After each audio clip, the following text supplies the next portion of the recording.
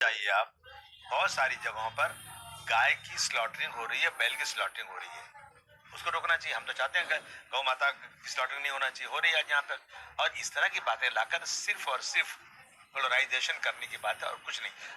ये क्या है जो गाय की सेवा करेगा, उसकी सेवा करेगा? ये जो लोग राजनीति में धर्म को लाते हैं ना, समझो उनके हाथ वो अच्छे लोग नहीं है।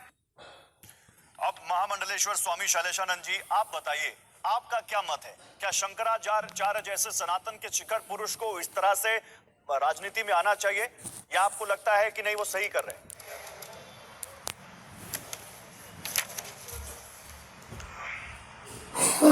धर्मम भजस्व सततम तजलोक धर्मान।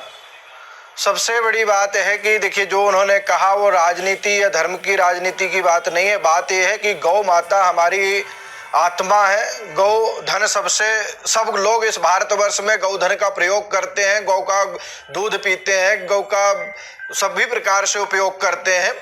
तो गौ धन यदि रहेगा तो भारत के लिए आज नहीं, पूर्व के आचार्यों ने भी, पूर्व के हमारे जो मतांतर में रहने वाले आचार्य, उन्होंने भी पूरे प्रयास किए, लेकिन बात उनकी सत्य है कि सभी प्रकार से राजनीतिक पार्टियों ने धोखा किया और राजनीतिक लाभ उठा करके जिस प्रकार से राजनीतिक लाभ तो ले लिया, लेकिन किसी भी प्रकार से गौ माता की रक्षा सुरक्षा का पालन न करने का प्रयास नहीं किया। और अभी भी जो हमारे राजनीतिक विश्लेषक यहाँ बैठे हुए हैं वह भी ये कह रहे शिक्षा स्वास्थ्य और सभी प्रकार के। तो आप 70 साल से जो राजनीति कर रहे हैं उसमें शिक्षा स्वास्थ्य को क्यों नहीं सुधार लिया?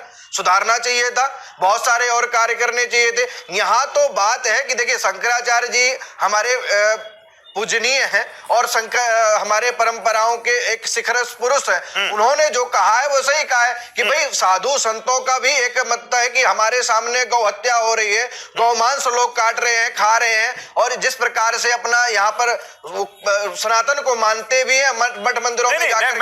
मैं शैलेशानंद महाराज जी, मैं आपकी बात में थोड़ा सा मैं यहाँ पर आपसे सवाल पूछना चाहता हूँ।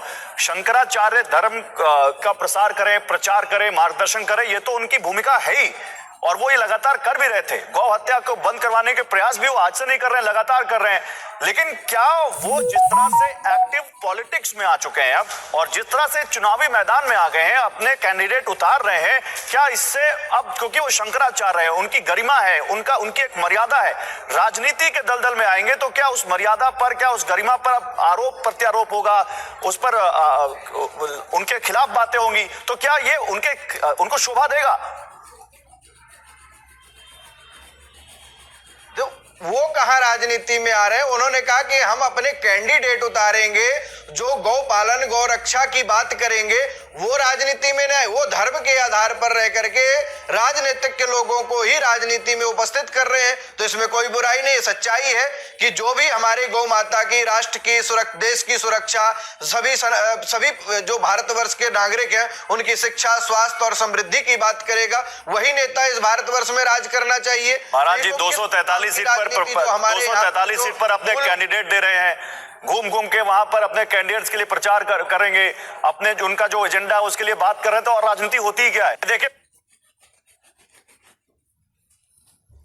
शुरुआत